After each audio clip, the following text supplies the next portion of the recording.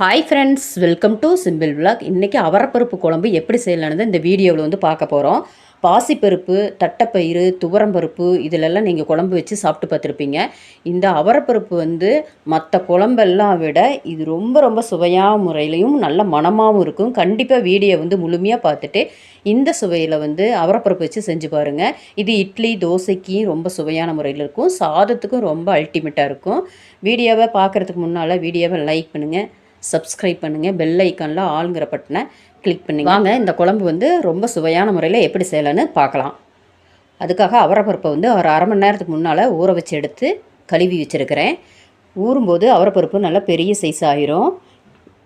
நீங்கள் வந்து இந்த மாதிரி செஞ்சிங்கன்னா குக்கரில் வைக்கும்போது நல்ல குயிக்கான முறையில் வெந்து வந்துடும். அதனால் ஊற வச்சு எடுத்துக்க வேணும். இப்போ நல்லா ஊறிடுச்சு. இதை வந்து குக்கரில் வந்து சேர்த்திக்கலாம்.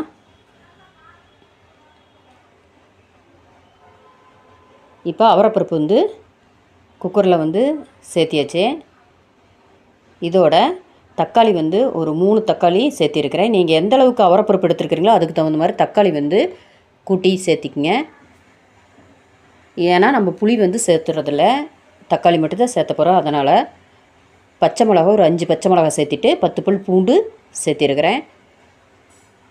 சீரகம் வந்து ஒரு அரை டீஸ்பூன் வந்து இதோடு சேர்த்திட்டு, மஞ்சத்தூள் வந்து அரை டீஸ்பூன் போட்டுக்கிட்டு, கருவேப்பிலை கொஞ்சமாக சேர்த்திக்கலாம். சேர்த்திட்டு மல்லித்தலையும் கொஞ்சமாக சேர்த்திட்டு ஒரு கப்பு தண்ணி சேர்த்திக்கலாம். இதோட சேர்த்திட்டு பருப்பு வேகிறதுக்காக கொஞ்சமாக சமையல் எண்ணெய் சேர்த்திட்டு பெருங்காயத்தூள் வந்து ஒரு அரை டீஸ்பூன் சேர்த்திக்கலாம். நல்லா மணமான முறையில் இருக்கும். பெருங்காயம் வந்து கட்டாயம் சேர்த்துக்கணும், ரொம்ப ரொம்ப நல்லது. இந்த அவரைப்பருப்புக்கு வந்து கட்டாயம் பெருங்காயத்தூள் வந்து சேர்த்திக்கங்க.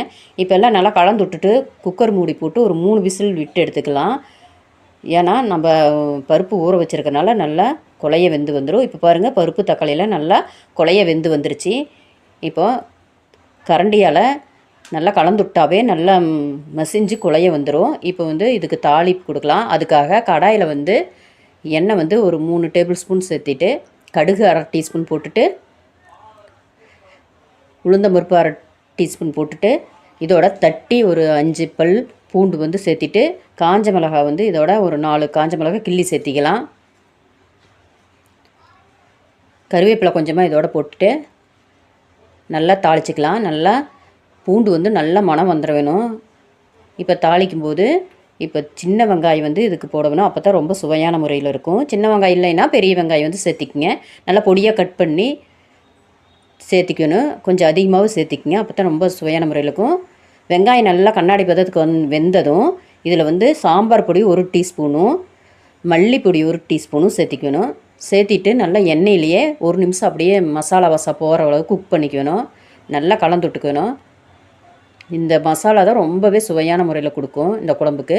இப்போ வந்து பருப்பு வந்து அவரைப்பருப்பு வந்து இதோட சேர்த்தி நல்லா கலந்து விட்டுட்டு ஒரு கொதி விடலாம். கொதி விட்டு தான் இறக்க வேணும். அப்போ தான் இந்த சாம்பார் பொடியும் மல்லிப்பொடி எல்லாம் மணமாக இந்த குழம்புல வந்து இறங்கும். அப்போ தான் நல்லாயிருக்கும் சுவையான முறையில். இப்போ நல்லா கொதி வந்துருச்சு. இப்போ மல்லித்தலை வந்து ஒரு கைப்பிடி சேர்த்திட்டு நல்லா கலந்து விட்டுக்கலாம். கலந்து விட்டுட்டு ஸ்டவ் ஆஃப் பண்ணிவிட்டா ரொம்ப சுவையான முறையில் வந்து மணக்க அவரைப்பருப்பு குழம்பு வந்து ரெடி ஆயிடுச்சு. நீங்கள் இது கத்திரிக்காயோட சேர்த்திக்கலாம், ரொம்ப சுவையான முறையில் இருக்கும். ஓகே ஃப்ரெண்ட்ஸ், நீங்களும் இந்த மாதிரி இந்த சுவையில் அவரைப்பருப்பு வச்சு கட்டாயம் செஞ்சு பார்த்துட்டு எப்படி இருக்குதுன்னு இதோட சுவையை கண்டிப்பாக கமெண்டில் சொல்லுங்கள். அடுத்த வீடியோவில் வேறொரு ரெசிப்பியில் பார்க்கலாம். ஓகே, பாய்.